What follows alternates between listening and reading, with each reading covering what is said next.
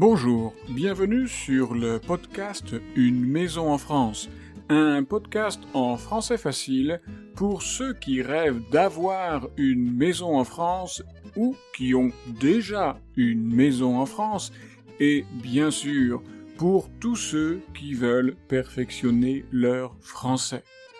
Je suis Jérôme, je suis professeur de français langue étrangère et j'écris aussi des livres pour vous si vous apprenez le français. Chaque semaine, je lis un chapitre, ils sont tout petits, du roman en français facile Les surprises du premier été. Puis, je vous explique le français utilisé dans le texte. Dans ce nouvel épisode, Petra et Peter, après tous leurs problèmes, passent une soirée d'été vraiment très agréable. Dans la partie explication, je vais vous parler des mots comme soir et soirée, mais aussi matin, matinée, et donc bien sûr jour, journée, et enfin des mots an et année. Mais sans plus attendre, poursuivons l'histoire.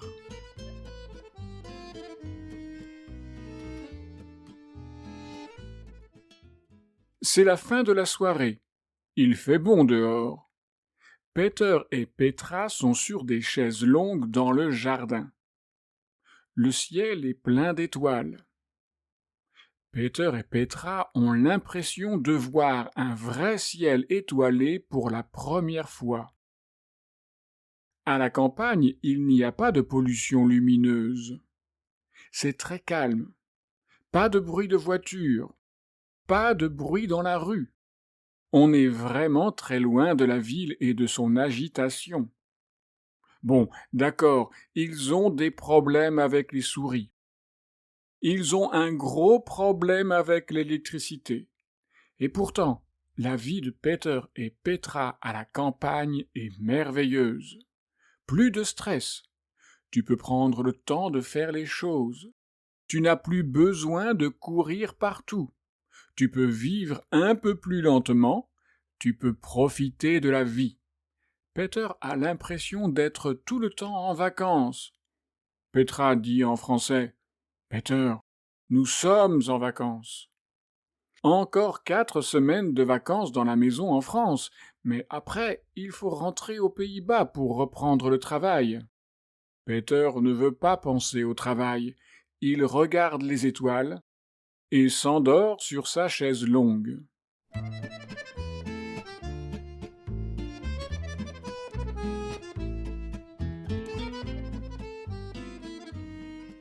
Et vous? Est-ce que ça vous est déjà arrivé de vous endormir sur votre chaise longue, dans le jardin, en pleine soirée? Ou alors peut-être déjà dans la journée? Peut-être après un déjeuner à la française? Surtout si vous avez, dans la matinée, fait une grande marche, ou si vous avez jardiné. Matinée, soirée, journée. Et pourquoi pas matin, soir ou jour? En français, il y a une différence de sens si vous utilisez le mot soir ou si vous utilisez le mot soirée. Réécoutons la première phrase du texte. C'est la fin de la soirée. On ne pourrait pas dire c'est la fin du soir. Ce n'est pas correct. Et pourquoi? Pour faire simple, on pourrait dire que le soir ne peut pas avoir une fin, ni même un début, et encore moins un milieu, car le mot soir, au point de vue temporel, désigne un point dans le temps, un point et non une période. Mais le mot soirée, lui, désigne une période qui commence plus ou moins vers 18 ou 19 heures et qui se termine vers minuit, ou finalement quand vous allez vous coucher. Et donc, comme je viens de le dire, une soirée peut avoir un début et une fin. On pourrait dire « En début de soirée, j'étais très fatigué » ou « Il est arrivé à la maison en fin de soirée ». On peut aussi utiliser des prépositions comme dans, en, pendant, au cours de, avec le mot soirée, car avec ces prépositions, vous pouvez situer, préciser une action dans le temps. Par exemple, au cours de la soirée, nous avons eu 3 fois une coupure d'électricité. Ce que je viens de dire pour soirée peut s'appliquer au mot matinée. Le mot matin désigne un point dans le temps, et le mot matinée désigne une période, avec un début, vers 6 ou 7 heures, et une fin, 12 heures, ou autrement dit midi, l'heure du déjeuner. Par exemple, demain matin, il va travailler dans le jardin. Il a travaillé toute la matinée dans le jardin. Et vous l'aurez compris, nous pouvons avoir en français la même distinction entre les mots jour et journée. Avec jour, il est question d'un point ou de plusieurs points dans le temps. Par exemple, il est resté seulement un jour à la maison. Avec journée, il est question d'une ou plusieurs périodes dans le temps. Par exemple, il a travaillé toute la journée à la maison. Avec il est resté seulement un jour à la maison, on donne un repère temporel, une unité de temps. Avec il a travaillé toute la journée à la maison, on parle de la durée vécue, du contenu de cette période. Qu'est-ce qu'il a fait pendant tout ce temps? Il a travaillé. Retenez que les mots matin, soir et jour, c'est pour un point dans le temps, pour un repère temporel, et que les mots matinée, soirée et journée, c'est pour une durée, une période avec un début, un milieu et une fin. Et vous allez me dire, oui mais Jérôme, et que fais-tu du mot après-midi? Alors, je suis désolé, mais pour après-midi, il n'y a qu'un seul mot pour désigner le repère temporel, le point, et pour désigner la période, la durée. On peut avoir un point dans le temps avec il vient cet après-midi pour peindre les volets. Et on peut avoir une durée avec il a passé l'après-midi à peindre les volets.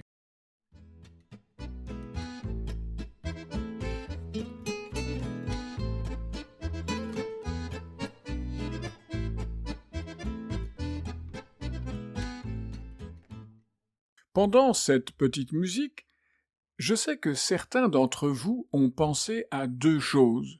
Le mot an, qu'on utilise quand on donne un âge, elle a 20 ans, mais aussi le mot année. Par exemple, l'année dernière, j'ai pris des cours de français, et cette année, je continue. Alors vous vous demandez quand dire an et quand employer année. Est-ce que ça fonctionne comme matin, matinée, soir, soirée et jour, journée? La réponse est oui. Le mot an met l'accent sur le repère chronologique. C'est une unité de temps précise que l'on peut compter. La maison est vieille, elle a 150 ans. J'ai acheté cette maison il y a 3 ans. Le mot année insiste sur le contenu, sur la période, sur le déroulement du temps qui passe. L'année dernière, il y a eu beaucoup de soleil. On parle de ce qui s'est passé pendant cette période. Et le 1er janvier, on dit bonne année. On souhaite que le contenu de cette nouvelle période soit positif. On pourrait dire que le mot an est plus quantitatif et que le mot année est plus qualitatif. Pour finir, voici un petit jeu. Je vais dire des phrases avec les mots matin, matinée, soir, soirée, jour, journée et an, année. C'est à vous de me dire si ces phrases sont correctes. Voici la première phrase. Cet an a été plein de surprises. Est-ce correct? Oui? Non? Eh bien non, la phrase n'est pas correcte. Il faut dire « Cette année a été pleine de surprises ». Ici, il y a l'idée du contenu, pleine de surprises, que l'on peut placer dans une période de 365 jours. Une autre phrase. Écoutez bien. J'ai passé une belle soirée chez nos amis français. Est-ce correct? Oui? Non? Eh bien oui, la phrase est tout à fait correcte.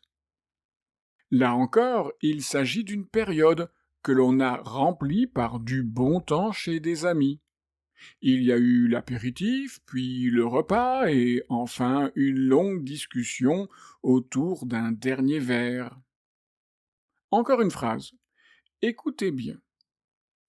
Chaque matin, il apprend 10 mots de français au petit déjeuner. Est-ce correct? Oui? Non? Eh bien oui, là aussi la phrase est correcte.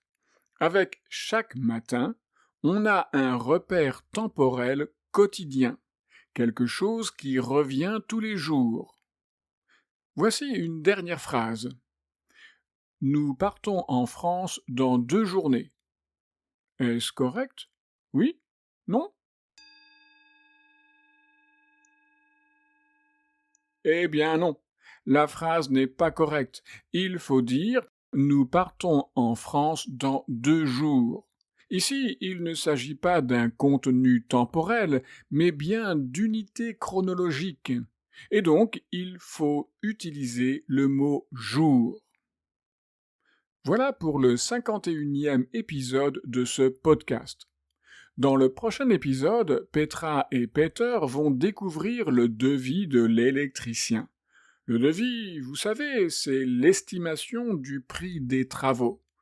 Est-ce que ce ne sera pas trop cher? Ça, vous le saurez au prochain épisode.